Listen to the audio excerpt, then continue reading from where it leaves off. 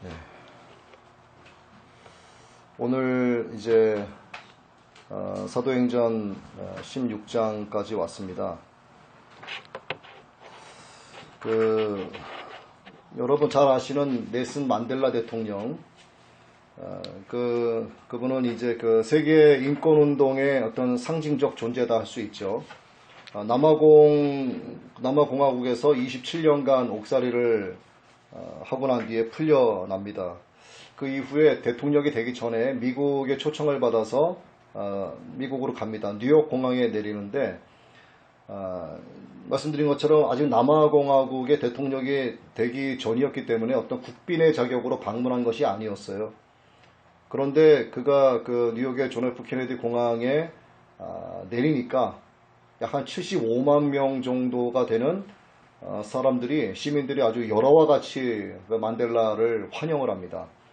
아주 북새통을 이루었죠. 그 미 상원 의원부터 주지사, 시장 등 미국에 내놓으라는 정계 인사들이 마중을 나와서 아프리카의 한 흑인을 영접을 하고 사진이라도 한번 같이 찍으려고 아주 야단법석이었습니다. 제가 본 적은 없지만 많은 기록들이 그 상황을 묘사하게 해줍니다. 이 만델라는 과연 그러한 칭송을 받기에 충분한 사람이었습니다. 27년 동안 감옥살이를 하던 사람이었는데 자유회복에 대한 이 희망을 잃지 않고 끝까지 투쟁을 한 거였었죠. 근데 그게 어떤 자유였냐? 그가 투쟁하던 자유는 자기 감옥에서 석방되는 그런 개인의 자유가 아니라 남아프리카 공화국을 점령한 백인들에게 차별 대우를 받는 모든 흑인들의 인권 회복, 그리고 그들의 존중과 평등에 대한 그런 민족적인 자유였습니다. 이러한 자유에 대한 꿈 때문에 정말 그 27년이라고 하는 온갖 시련에도 불구하고 소망을 놓지 않았고 끝까지 투쟁의 길을 걸어갈 수 있었던 거죠. 이렇게 정의가 승리할 것을 믿은 그 투철한 신념, 그리고 또 때를 기다릴 줄 아는 인내, 또 불의와 절대 타협하지 않는 그런 꿋꿋한 지조, 이 모든 것들이 오랜 세월의 고난을 통해서 그의 인격 속에 고스란히 녹아들기 시작을 했습니다. 인종 탄압에 대한 세계적인 지탄이 있었죠. 당시 남아프리카 공화국을 소수의 백인들이 점령을 하고 그 정부를 좌지우지하고 있었는데 세계의 어떤 탄압이 있었음에도 불구하고 자기들이 그 점령한 남아공을 놓으려고 할 생각을 하지 않은 거예요. 그리고 눈의 가시 같았던 그 만델라를 또 감히 죽일 수도 없었습니다. 만약에 그를 죽였더라면은 정말 걷잡을 수 없는 그런 사태가 벌어질 것이다 하는 것을 예측을 하고 있었기 때문에 그저 감옥에 가둘 수밖에 없는 그런 상황이었습니다.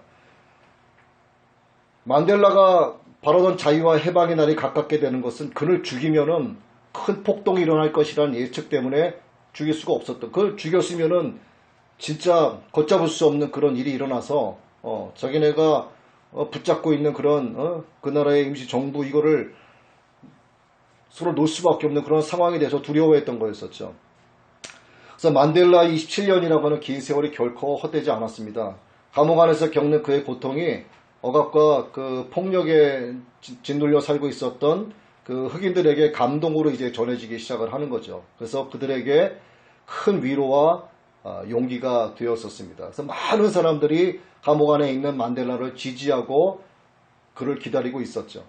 그래서 그 결과 남아공의 국민들은 소수 백인 정부를 무너뜨리고 국민이 세운 정부를 결국은 이루게 됐습니다. 그리고 초대 대통령으로 넬슨 만델라를 선출하게 되었던 거죠. 이 넬슨 만델라 대통령 이야기를 여러분께 지금 드린 것은 인간에게 있어서 자유가 얼마나 절대적이고 소중한 것인지를 말씀드리기 위해서 이 넬슨 만델라 대통령의 이야기를 잠시 드린 것입니다. 이 이야기는 여러분 다 알고 계시는 내용이라서 더 공감이 될 거라고 생각을 합니다. 오늘 본문의 바울 일행을 보면 빌립보에 가서 선교 활동을 하는데 거기서 점치는 귀신 들린 한 소녀를 만나게 되는 거예요. 그리고 그 소녀에게서 귀신을 쫓아내는 그런 역사를 이룹니다. 이로 인해서 바울과 실라가 큰 어려움을 겪게 된다 하는 내용으로 전개가 되고 있어요. 그 귀신 들린 소녀를 이용해 돈을 벌고 있었던 주인들, 아마도 부부로 생각이 됩니다. 이 바울 일행들 당국에 고발하면서 빌립보 감옥에 투옥되는 사건이 일어나게 됩니다. 그러나 이제 바울과 실라는 하나님의 역사하심으로 인해서 감옥에서 나가게 되는 거죠. 그리고 그 죄수들을 지켜준 간수일가가 구원받게 된다 하는 것이 오늘 우리가 읽은 이 본문 전체의 핵심 내용입니다. 자, 이제 바울과 실라의 위대한 이 선교 활동 가운데서 일어난 이러한 고통스러운 사건들과 또 그 사건들 속에서 깊이 개입하신 하나님의 섭리를 우리가 오늘 발견해야 되고, 하나님께서 오늘 이 말씀을 통해서 과연 나에게 무엇을 말씀하고자 하시는지를 여러분들 개개인이 하나님 주시는 은혜에 따라서 깨달으셔야 됩니다. 첫 번째 대지를 나누어서 말씀을 드리면, 첫 번째는 우리는 주님의 관점으로 한 사람 한 사람을 바라볼 수 있어야 된다예요. 자, 바울이 제1차 전도 여행을 마치고 2차 전도 원정을 위해서 드로아에서 배를 타고 사모드라게와 네아폴리를 거쳐서 마게도니아의 첫성이 로마의 식민지 빌립보로 오게 됩니다. 빌립보에는 회당이 없었어요. 그래서 바울은 처음부터 유대 민족이 아닌 이방인을 상대로 복음을 전하기 시작을 했습니다. 바울의 제1차 전도 여행의 특징은 뭐였었냐면, 가는 곳마다 회당과 유대인을 찾아서 복음을 전한 거예요. 자기 민족에게 먼저 복음을 전한 거였습니다. 그 복음 전파 때문에 유대 동족들로부터 많은 핍박과 박해를 받았었죠. 그런데 이 빌립보에서는 유대인이 없었기 때문에 그런 핍박은 면할 수 있었어요. 그래서 이방인에게 복음을 전하기 시작을 한 겁니다. 바울은 안식일에 대해서 기도를 해야 돼. 기도처가 없어가지고 밖으로 나가요. 그래서 강가에 나가는데 가보니까 거기에 여인들이 있었어요. 거기서 여인들을 만나는데 그들에게 복음을 전하게 됩니다. 하나님은 이때 누구를 예비하시냐면 루디아라고 하는 여인을 예비하시는 거예요. 이 루디아라고 하는 여인의 마음을 열어서 바울이 전하는 복음을 루디아로 하여금 듣게 하시고, 결국 그 루디아 그녀와 그녀의 집이 다 세례를 받게 하십니다. 그리고 바울의 빌립보에서의 복음 전파 사역이 처음부터 성공적으로 진행되게 되는 거예요. 자, 이 바울과 실라는 이 강가에서 루디아와 그 일행을 만나고 나서 또 다른 곳에 또 갑니다. 그런데 가다가 보니까 점치는 귀신 들린 여종을 만나게 되는 거예요. 이게 이제 본문의 주된 내용이죠. 자, 점치는 귀신 들린 여종을 만나게 되는데, 이 점치는 귀신에 대해서 우리가 잠시 좀 봐야 돼요. 이 점치는 귀신은 문자적으로 이무귀신을 얘기합니다. 이무귀. 우리 옛날 전설의 고향에서 이무귀 많이 들어보셨죠? 이 그리스 신화에 나오는 이무귀는요, 이 델리 성소로 지키는 뱀이었습니다. 뱀. 이 여종은 미래를 예언한다는 이 귀신과 접촉하고 투시하는 매제자의 역할을 한 거였었어요. 이 점치는 귀신은 이 여종의 입을 통해서 바울과 바나바를 향해서 이렇게 얘기합니다. 이 사람들은 지극히 높은 하나님의 종으로서 구원의 길을 너희에게 전하는 자라. 이 말을 사실 그대로 알려주는 거예요. 자, 사실 바른 말을 한 겁니다. 그런데 그것은 진리에 따른 말이 아니었고요. 사도 일행에 대한 증오와 불안으로 도발하기 위한 의도적인 괴롭힘에 대한 이야기였었습니다. 이게 여러 날 동안 계속되는 거예요. 그러니까 바울이 이걸 듣고 아주 괴로워하는 겁니다. 여러분, 칭찬도 한번 계속해보세요. 마치 놀리는 것 같은 거예요. 당시 이 빌립보에서요, 바울 일행을 알아보는 사람들이 없었습니다. 이 아무도 없는 상황에서 그 점쟁이만이 그들이 누구인지를 정확히 꿰뚫어 봤던 거예요. 이런 경우는 예수님의 때도 있었죠. 예수님께서 거라사 지방에 가셨는데 무덤이 있던 것에 거대한 귀신 들린 사람이 예수님을 향해서 이야기합니다. 하나님의 아들 예수여, 나와 당신이 무슨 상관이 있나이까 하면서 예수님을 알아보는 겁니다. 아주 정확히 알아봐요. 자, 원래 귀신이 뭡니까? 하나님께 수종들던 천사가 타락해서 생겨난 것이 귀신이잖아요. 이 영적인 세계에 대해서 아주 밝게 잘 알고 있는 게 귀신인 거예요. 그래서 그 점치던 여정은 역시 바울 일행이 지나가는 것을 보고 그들을 알아보고 두려워한 것입니다. 그래서 이 사람들은 지극히 높은 하나님의 종들로서 구원의 길을 너희에게 전하는 자라, 이렇게 외치게 된 거였었어요. 자, 이 악한 세상은요, 진짜 예수 믿는 사람을 알아본다는 얘기입니다. 진짜 예수 믿는 사람들을요, 예수 믿지 않는 사람들도 분명히 알아봐요. 하나님의 영으로 충만한 사람을 세상이 두려워한다는 뜻입니다. 특히 악한 영이 임한 자들은 더한 거예요, 이것이. 이게 말씀에만 적용되는 게 아니고 우리 삶에 실제적으로 적용이 되는 이야기예요. 여러분, 무당도 구슬하다가 성령으로 충만한 사람이 그곳에 가면은요, 구슬 못합니다. 여러분 아마 이 얘기 들어보셨을 거예요. 이게 사실이에요. 악한 영이, 거룩한 하나님의 영이 어떤 사람에게 충만히 임재하고 계신 것을 알고 있기 때문이에요. 그래서 무당이 이런 말을 합니다. 여기에 예수 믿는 사람이 있어, 이러는 거예요. 그 귀신 그놈이요, 자기가 하수인 것을 스스로 드러내는 거예요, 이것이. 또 문득 어떤 길을 가거나 어디에 가보게 되면은, 저는 그런 얘기를 좀 자주 들었는데, 처음 보는 사람이고 모르는 사람인데 목사님이죠 라고 하는 분들도 좀 계셨어요. 자, 뭐 이런 경우는 좀 예외이긴 하겠지만, 하나님의 영에 이끌림 받는 삶을 살아가는 예수 믿는 사람은요, 세상 사람이 봤을 때 딱 봐도 안다는 얘기입니다. 그러니까 여러분들이 그런 분들이 돼야 되는 거예요. 어디 가도 야, 저 사람은 예수 믿는 사람 같아, 이게 나타나야 되는 거예요. 하나님의 형상으로 지음받은 인간이 귀신에게 붙들려서 다른 사람의 돈벌이의 수단으로 전락한 것은 정말 너무나 비인간적이고 가슴 아픈 현실이었습니다. 바울은 18절에서 그 여자로 인해서 심히 괴로웠다, 이렇게 말하고 있어요. 원래 사람은요, 하나님께 영광을 돌리고 하나님의 품 안에서 자유와 평화를 누리며 살도록 지음을 받은 거죠. 그런데 귀신에게 붙잡힌 그 귀신의 종이 되어 있는 소녀를 보면서 사실 바울의 마음에도 그 소녀에 대한 불쌍한 마음이 있었던 겁니다. 한 사람의 영혼을 불쌍히 여기는 하나님의 마음이 긍휼이 생겼던 거죠. 그래서 결국 그 여종을 괴롭히던 귀신을 내쫓습니다. 이것은 그 여종의 입장에서 봤을 때는 일생일대의 가장 큰 축복의 순간이 된, 잊지 못할 아주 기쁨의 순간이 된 것입니다. 그런데 그 여종을 소유한 주인들이 있지 않습니까? 주인들은 그 여종으로 인해서 거둬들였던 수입이 끊기게 되는 거예요. 그래서 격분을 해서 바울 일행을 고소를 하는 지경까지 이르게 된 것입니다. 바울과 실라의 죄목이 두 가지였었어요. 하나는 유대인들로서 우리 로마 사람들이 받지도 못하고 행하지 못할 풍속을 전하는 것이었고, 또 하나는 평화의 파괴자로서 우리 성을 심히 요란하게 한다, 이런 죄목이었습니다. 그래서 당시 로마사에 널리 퍼진 반유대주의 사상을 바울 일행을 고소하는 데 이용한 것이었어요. 당시 로마 법은 합법적으로 시행됐습니다. 주민들의 생존을 최대한으로 보장을 했었고 그들의 기본권을 보장을 했었어요.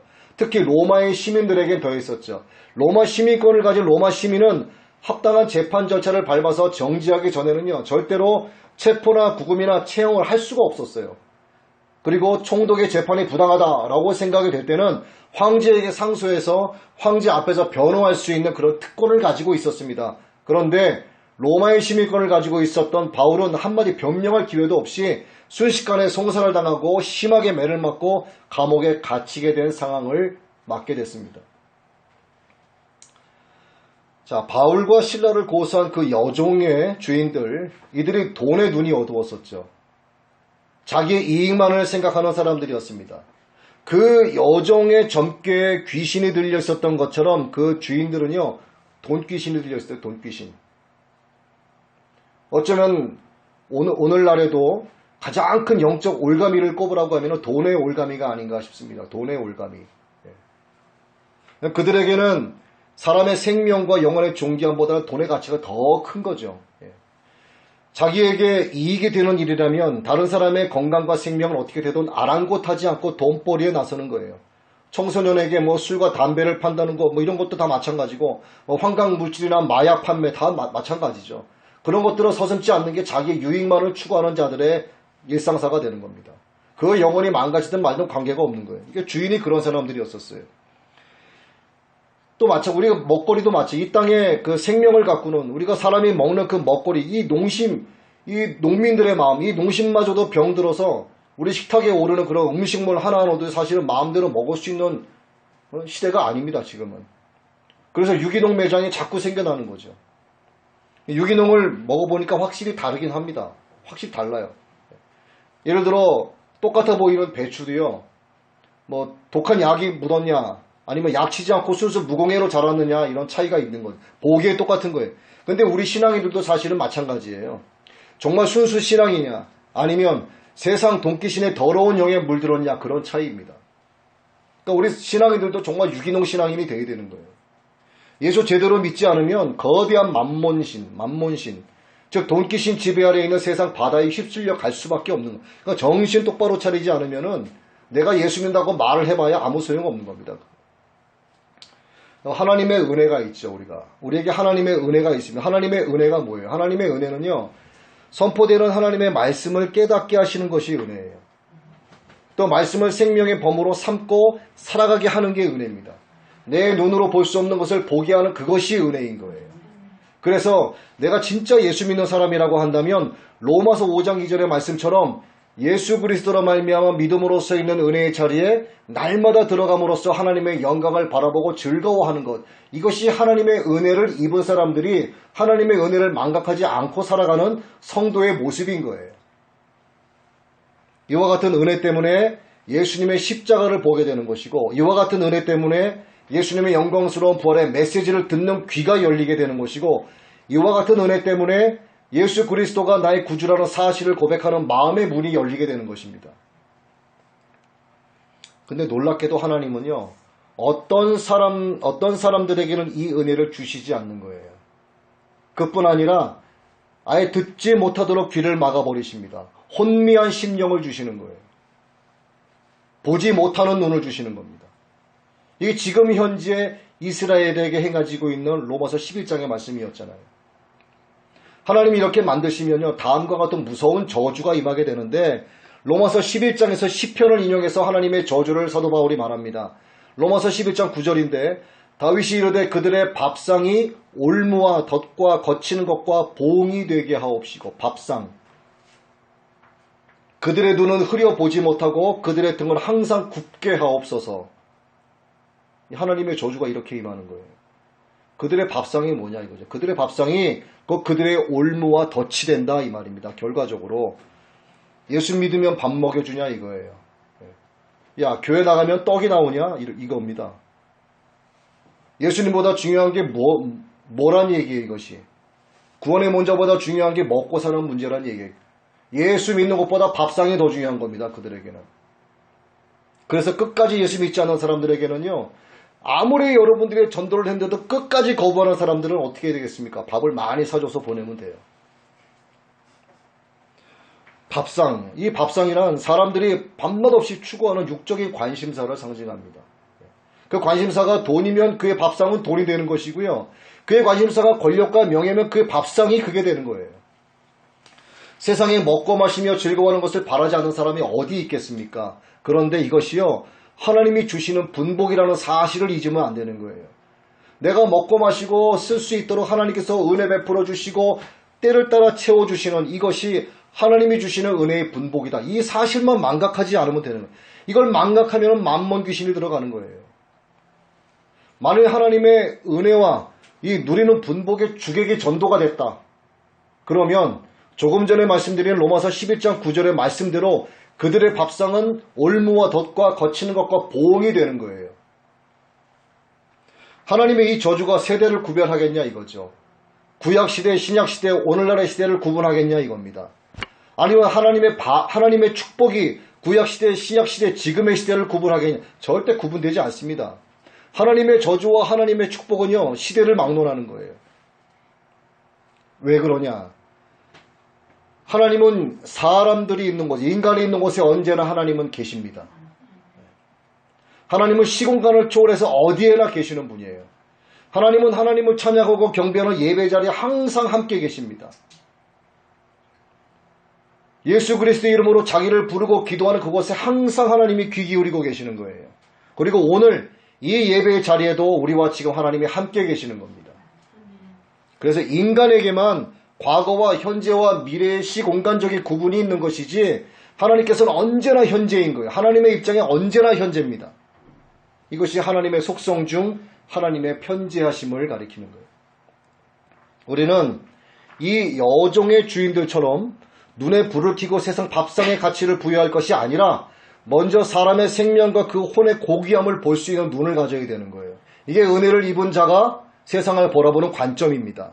왜냐하면 우리 그리스도인들은 왜곡된 가치관 속에 살아가는 세상 사람들을 향해서 사망의 올무에서 해방되고 진리 안에서 자유를 누리는 생명 복음을 선포하는 예수 그리스도의 종들로 강권적인 부르심을 받은 사명자들이기 때문에 그런 거예요.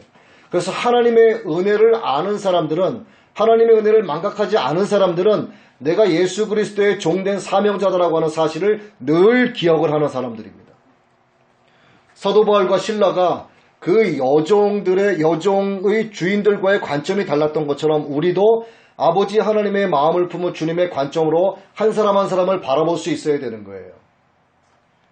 그럴 때 하나님의 복음이 그 사람에게 심기워지게 됩니다. 나의 모든 삶을 통해서 복음이 흘러나가게 해야 되겠지만 그걸로 끝나서는 안 되고 내 입으로 반드시 예수 믿으라고 전도를 해야 되는 거예요. 그렇게 되면 길가 같고 돌밭 같고 가시밭 같았던 그 사람의 마음에 복음의 능력이 깃들게 되는 거예요. 그리고 복음이 자라는 옥토로 변하게 됩니다.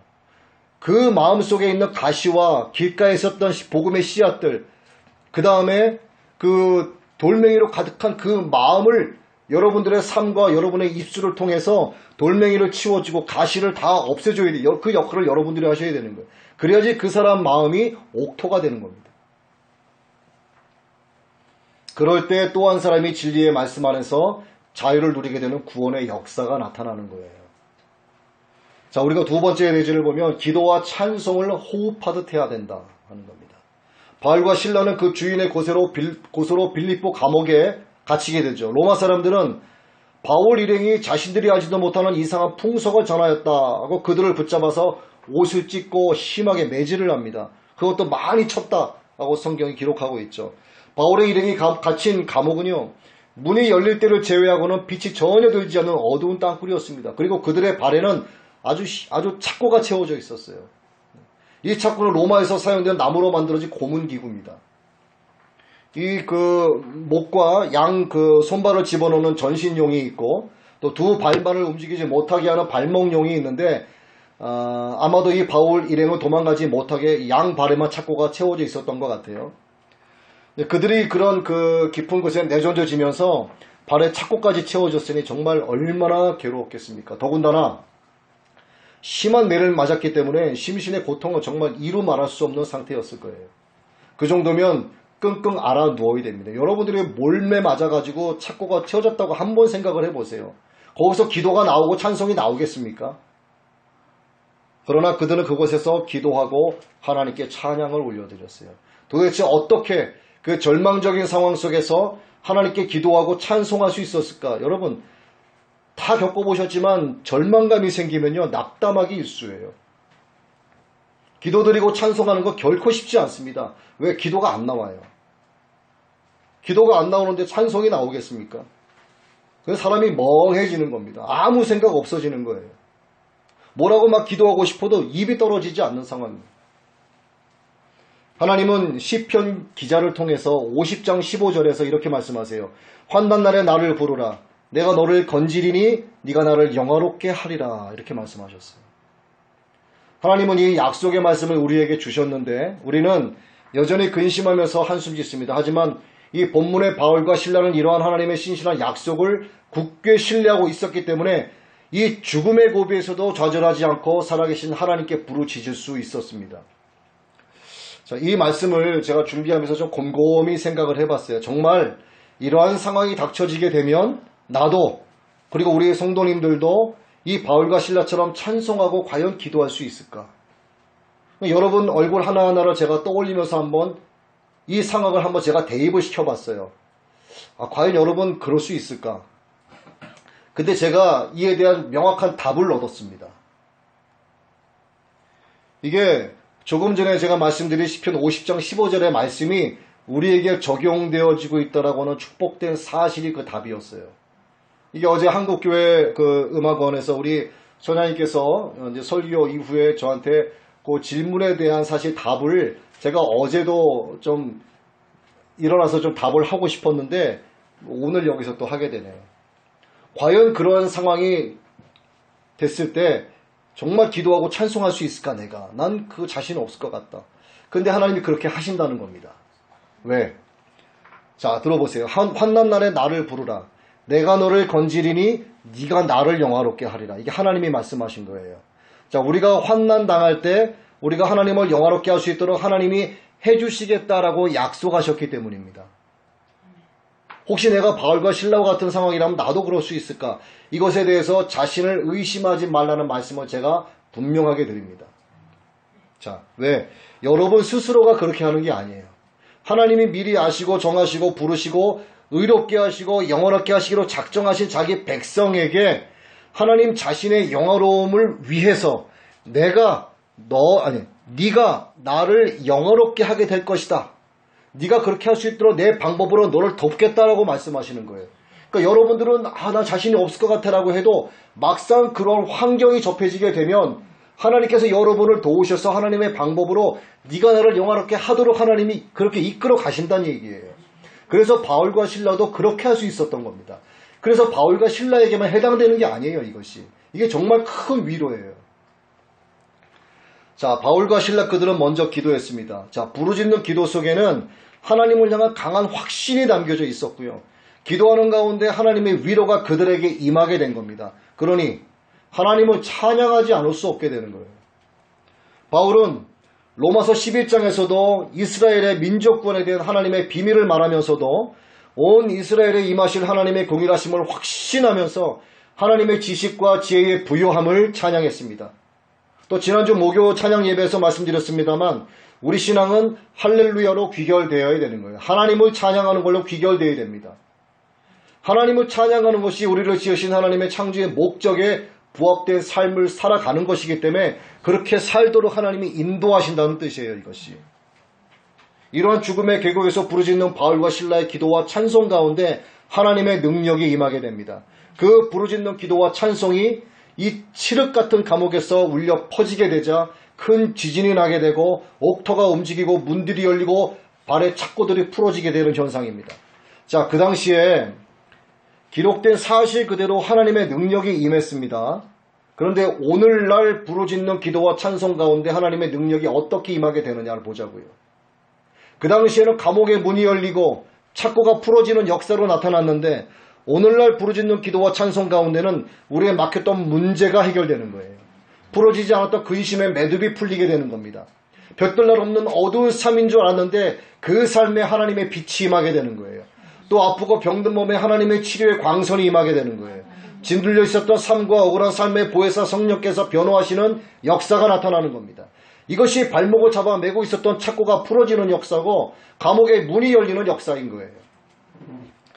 오랜 신앙생활을 하신 분들은 기도와 찬송을 하라 하면 너무 진부하다 이런 분들도 꽤 계시죠. 그러나 이것이 신앙생활의 기본입니다. 기본. 바울과 실라는 너무나 극한 어려움에 처했지만 신앙, 성도의 기본으로 돌아간 거예요. 그래서 오늘 제목이 신앙의 기본, 성도의 기본인 것입니다. 기본이 없이는요 진보가 없어요. 여러분 진보 성향이 왜 자꾸 욕을 먹습니까? 진보 자체이기 때문에 욕을 먹는 게 아니에요. 그것은. 기본이 안 돼 있는 상태에서 자꾸 진보만 부르짖으니 행동 없이 입으로만 떠드는 게 되는 거예요. 집을 지어 올릴 만한 든든한 반석의 터가 준비되어 있지 않은 상태에서 골재 올리고 무거운 벽돌을 여 집을 쌓으니까 얼마나 무너지는 겁니다. 그래서 자꾸 욕을 먹는 거예요. 어쩌다가 하는 기본을 갖고 나 잘했다라고 생색을 냅니다. 그걸 누가 말리고 누가 신뢰하겠냐 이거죠. 정치적인 면도 그렇거니와 하물며 영적인 문제겠냐 이 말이죠. 영적인 문제. 그래서 우리는 기도하고 찬송하는 생활이 모든 문제와 싸워 승리하는 열쇠가 된다는 사실을 한시도 잊어서는 안 됩니다. 이 승리의 체험을 우리가 반드시 해야 하는 거예요. 믿음으로 기도하고 찬송하는 자들에게 하나님이 반드시 자기의 영광을 보여주십니다. 이런 체험이 여러분에게 있기를 바랍니다. 그래야 우리도 능력 있는 신앙생활을 할 수가 있는 거예요. 여러분 예수 믿는 사람이라면 예수 믿는 사람으로서의 능력을 발휘해야 되는 거예요. 우리에게 어려움이 찾아올 때 사도 바울의 말대로 잠시 근심하지 않을 수는 없으나 그 어려움 붙잡고 끙끙대고 낙심하지 마시란 얘기입니다. 오히려 그것이 정말 하나님의 능력을 맛보고 하나님의 영광을 목도할 수 있도록 하나님께서 우리에게 주신 기회일 수 있는 거예요. 우리도 바울과 실라처럼 어떤 형편에 있든지 기도와 찬송을 통해서 모든 문제를 극복하는 믿음의 여러분들 되시기를 축복합니다. 자, 세 번째 마지막 우리의 모든 초점은 전도에 있는 거예요. 전도, 복음 전파. 감옥에 들어가서 많은 매를 맞고도 낙심하지 않고 더욱 힘을 다해서 기도와 찬송을 한 바울과 바나바는 곧바로 하나님의 응답을 받아요. 그리고 착고가 풀리고 감옥문이 열리게 돼서 자유를 찾아 나설 수 있는 상황이 됐습니다. 걸어 나가면 되는 거예요. 그 사이에 큰 지진으로 혼비백산한 간수가 정신을 차리고 보니까 큰일이 난 겁니다. 묶여있던 죄수들이 다 도망간 줄 생각한 거죠. 그래서 자결을 하려고 했습니다. 죄수들을 지키던 죄수를 지키지 못하면 사형이거든요. 그렇게 되는데 내가 죽겠다 이거죠. 그때 바울이 말합니다. 네 몸을 상하게 하지 말라. 우리가 여기 있노라. 그렇게 목숨을 끊으려고 했던 간수를 만류하게 됩니다. 자, 바울과 실라는 열리 감옥문으로 충분히 나갈 수 있었어요. 하지만 베드로가 감옥에서 풀릴 때와는 다른 상황입니다. 자, 베드로가 감옥에 갇힐 때처럼 하나님의 사자가 베드로를 이끌고 밖으로 나갔지만 바울과 실라에게는 지진이 나게 하시고 감옥문이 열리게 하시고 착고를 풀어주셨지만 하나님의 사자, 하나님의 영이 그들을 바깥으로 나가라고 말씀하지 않으셨어요. 그들은 거기에 머물러 있었습니다. 그리고 자기들을 지키던 그 간수에게 그래서 복음을 전하게 된 거였어요. 하나님의 사자가 하나님의 계획이 있었다면 야, 풀어줬으니 바깥으로 나가라, 어디로 가라 말씀하셨겠죠. 하지만 이들에게 말씀하지 않으신 걸 왜? 그들의 눈에 자결하려고 하는 간수의 모습을 보게 하신 겁니다. 그리고 그에게 복음을 전하게 된 거예요. 오늘 말씀에서 보여주는 이 간수의 모습은요, 오늘날 예수 믿지 않는 자들의 모습이 하나님의 말씀 앞에서 이렇게 해야 된다라고 하는 것을 우리에게 보여주는 거예요. 자, 이미 도망쳤을 것으로 알았던 죄수들이 모두 그대로 있는 모습을 보면서 간수는 두려워서 떨면서 바울과 실라 앞에 무릎을 꿇습니다. 그리고 선생들이여, 내가 어떻게 해야 구원을 받겠습니까? 라고 이야기하죠. 자, 이 질문은 무신론이라고 하는 악한 사상에 매여 있는 사람들이나 우상이라는 허상에 매여 있는 사람들이나 어리석은 세상의 초등학문과 명예 물질과 쾌락에 매여 있는 모든 인생들이 하나도 예외 없이 던져야 할 질문인 거예요. 영생을 상실하고 전혀 느끼지 못했던 간수, 그리고 죽음 뒤에 무서운 심판이 있음도 전혀 깨닫지 못했던 그 간수가 하나님의 생명의 빛에 이끌려서 인간의 본질적인 질문을 비로소 던지게 된 것입니다. 이것은 마치 사도 베드로가 십자가에 못 박힌 예수를 전할 때 많은 사람들이 그렇게 물어봤잖아요. 형제들아, 우리가 어찌할꼬? 사도행전 2장 37절에서 그렇게 물어봤습니다. 이 질문과 오늘 간수의 질문이 같은 성격인 거예요. 간수는 바울과 실라가 그렇게 많은 매를 맞고도 전혀 그 누구도 원망하지 않고 오직 하나님께 기도하고 찬송하는 모습을 봤습니다. 자기가 지금까지 경험한 모든 죄수들과는 전혀 다른 모습, 이상했었죠. 그래도 그들이 누구인지 깨달을 수 없었습니다. 그러나 한밤중에 갑자기 지진이 나서 옥문이 열려지는 것을 보고 나서 그는 바로 이들이 하나님의 사람들이다라고 하는 것을 확신할 수 있었던 거예요. 바울과 실라를 데리고 나가서 그들 앞에 무릎을 꿇고 자신이 어떻게 구원을 받을 수 있는지를 그래서 묻게 된 것입니다. 정말 우리가 예수 믿는 사람들이에요. 우리에게 어려운 환난과 고통과 고난과 질병과 어떤 경제적인 정말 어려움이 처했을 때 세상 사람들이 봤을 때 도무지 이해되지 않는 삶을 우리 살아야 되는 거예요. 세상에 저는 정말 감당할 수가 없는, 그래도 찬송하고 기뻐하고 기도하는 거 보면 저에게 뭐가가 있어. 그게 누구냐? 예수 그리스도라고 하는 것을 믿지 않는 자들이 나의 모습을 보고 깨닫게 해야 된다 이 말입니다. 바울은 간수의 이 질문에 주 예수를 믿으라, 그리하면 너와 내 집이 구원을 얻으리라 이렇게 대답을 하면서 그리고 그와 그 집안의 모든 사람들에게 복음을 전했습니다. 그 온 집안 사람들은 결국 세례를 받고 구원의 복음으로 크게 기뻐하는 결과를 맞이하게 된 거죠. 자, 세상 사람들은 예수 믿는 사람들이 환경과 상황에 굴하지 않고 기도하고 찬송하는 모습을 보고 비로소 그가 하나님의 사람이다라고 하는 것을 인정합니다. 안 보는 것 같지만요, 세상 사람들과 눈은 교회를 향해 있어요. 지켜본다는 얘기입니다. 그리고 그들은 반드시 그에 대한 꼬투리를 잡던가 아니면 인정을 하던가 합니다. 나를 예수 믿는 사람으로 인정한다는 것은, 세상 사람들이 나를 예수 믿는 사람으로 인정한다는 것은 내가 거룩한 산 제물로 살아가고 있다는 하는 것을 증명받은 셈이 되는 거예요. 하나님이 기뻐하시는 합당한 섬김의 삶을 내가 살아가고 있다라고 하는 증거가 되는 겁니다. 또 세상 사람들이 나를 인정하는 것, 그리고 내가 믿음의 반석에 집을 짓는 영적 예배자로 살아가고 있다는 것을 하나님께서 그 세상 사람들의 입을 통해서 내게 말씀해 주시는 것, 이게 하나님의 위로하심이 우리에게 임하는 겁니다. 그래서 세상이 인정하는 신앙인이 되어야 되는 거예요. 또 목회자는 교회에서 인정받아야 하고 하나님께 인정받는 종이 되어야 되죠.